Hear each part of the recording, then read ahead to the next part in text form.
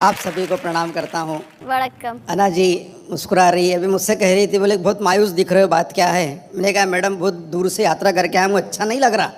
तो अना जी एकदम करीब आके बैठ गए, बोले आप कैसे लग रहा? मैंने कहा अना जी आप मेरे करीब आके बैठी तो मुझे ऐसे लगा जैसे कश्मीर खुद चल के केरल के पास आ गया। Very good, very nice. 4 पंक्तियाँ पढ़ रहा हूँ कि 8-10 बैल मिलकर अंग्रेजी फिल्मों के पोस्टर खा रहे थे। अच्छा, 8-10 बैल मिलकर अंग्रेजी फिल्मों के पोस्टर खा रहे थे। यह दृश्य देखकर नन्हे नन्हे बछड़े ललचा रहे थे। अच्छा। थोड़ी देर पश्चात मुझे पता चली है बात, तो मैंने एक बैल से पूछा क्यों रे, सारे के सारे पोस्टर खा लिए, बछड़ों को नहीं दिए? तो बैल गुस्से से बोला उस पर तो लिखा था केवल वयस्कों के लिए।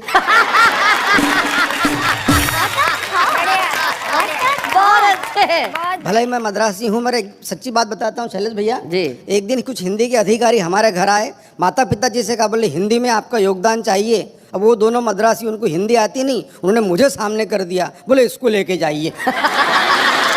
4 पंक्तियां पढ़ रहा हूँ कि मित्र की असफल शादी के बाद जब सफल तलाक हुआ। वाह, सफल शादी के बाद जब मित्र की असफल बहुत शादी अच्छे। के बाद जब सफल तलाक हुआ तब तलाक के दस्तावेज पे दस्तखत के लिए मित्र के पत्नी ने पुराने संबंधों को याद करके थोड़ी सी हिम्मत करके मित्र से पूछा आपके पास पेन है क्या? हाँ। मित्र बिगड़ते हुए बोला बिछड़ते हुए भी तुमने किन शब्दों को छुआ है, अब पेन की क्या कमी है, सारा पेन तो तुम्हारा ही दिया हुआ है। बहुत अच्छे। अच्छा है, बहुत अच्छा है। रोहन भाई साहब, मेरे पिताजी, मेरे दादाजी, मेरे बड़े भाई सभी पुलिस विभाग में हैं।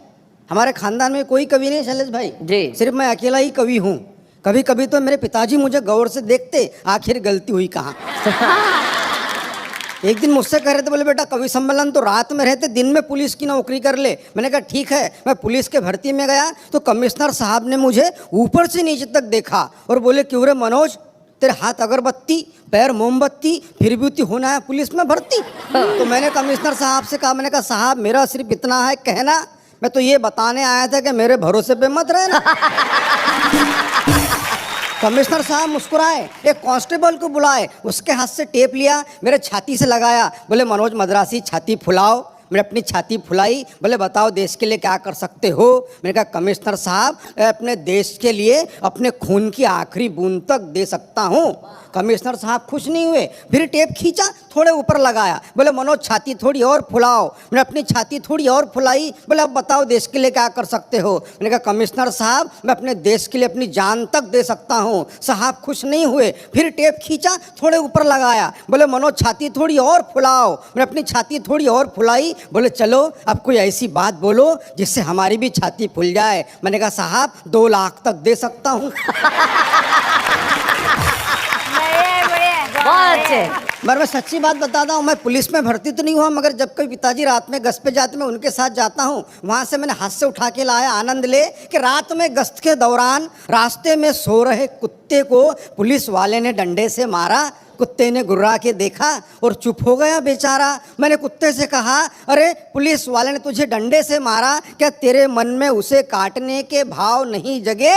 कुत्ता बोला जगे, मगर पुलिस वाले के मुंह कौन लगे? जैसे ही पुलिस की जीप बड़ी आगे, 2 चोर आ रहे थे भागे भागे। पुलिस वालों ने चोरों को पकड़ा, अपना हाथ दिखाया तगड़ा। थोड़ी देर बाद दोनों चोर मुस्कुराते हुए जाने लगे तो मैंने चोरों से कहा बेवकूफ़ो शर्म करो थोड़ा, चोरी करने के बावजूद पुलिस वालों ने तुमको छोड़ा। तो एक चोर बोला ऐसे ही थोड़ी छोड़ा, कुछ हमने छोड़ा तब कहीं जाके छोड़ा। बहुत अच्छे, बहुत बढ़िया, बहुत अच्छे। ये छोड़ा छोड़ी का दौर चलता रहेगा। हाँ। मैं 2 पंक्तियां पढ़ता हूँ कि विषय था अपने विचार कम शब्दों में किस तरह बोले। इस विषय पर एक विचारक स्वयं 2 घंटे तक बोले। मगर मैं ऐसा कुछ नहीं करूंगा। आप कल्पना कीजिए पंडित जवाहरलाल नेहरू का जन्मदिन हम पूरे देश में बाल दिवस के रूप में मनाते हैं। वहां से मैंने कल्पना उठाने का प्रयास किया है कि बाल दिवस के दिन प्रकाश नाम का एक बालक अंधियारे में खड़े होकर सब्जी बेच रहा था। क्या बात है भाई, बहुत बढ़िया, बहुत अच्छे। बाल दिवस के दिन प्रकाश नाम का एक बालक अंधियारे में खड़े होकर सब्जी बेच रहा था। मैंने उस बालक से पूछा पालक है क्या? उसने मुझे घूर के देखा और बोला भाई साहब अगर पालक होते तो मैं सब्जी क्यों बेचता? क्या बात है, वाह वाह वाह। बोले अगर पालक होते तो मैं सब्जी क्यों क्यों बेचता? बेचता? मैंने कहा बेटा मैं उस पालक के बारे में नहीं पूछ रहा, ये बता ये पालक क्या भाव बेच रहा? उसने फिर मेरी तरफ देखा और बोले ले जाओ, वैसे भी आजकल पालक को भाव कौन देता? आहा आहा क्या बात है। बोला ले जाओ, वैसे भी आजकल पालक को भाव कौन देता? तब जाके मैंने लिखा है कि कहीं छाव कहीं धूप होते हैं, बच्चे बच्चे भगवान का रूप होते हैं, कुल का दीपक बुढ़ापे की लाठी, जाने कैसे ख्वाब सजा लेते हैं, बच्चों का भविष्य उज्जवल हो इसलिए माँ बाप अपना वर्तमान जला देते हैं। क्या बात है वाह वाह भाई बहुत अच्छा लगा। माँ बाप अपना वर्तमान जला देते हैं कि चेहरा चेहरा खिला खिला था, मित्र आज बरसों बाद मिला था, उसके ठाठ बाट देखकर कई विचार जागे मेरे खोपड़ी में, ऐसा लगा जैसे कृष्ण आए हो सुदामा के झोपड़ी में। वाह वाह वाह वाह। ऐसा लगा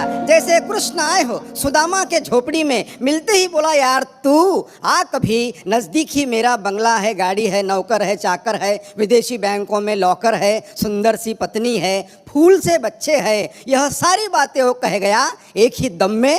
मैंने उससे पूछा माँ पिताजी कहाँ हैं? वो बोला वृद्धाश्रम में। क्या बात है। मैंने कहा दोस्त धन दौलत तो साथ में घड़ी दो घड़ी होती है, मगर याद रख जिस घर में माँ बाप होते हैं वो जगह जन्नत से भी ज्यादा बड़ी होती है। वाह वाह वाह वाह। नहीं, बहुत अच्छा, बहुत अच्छा।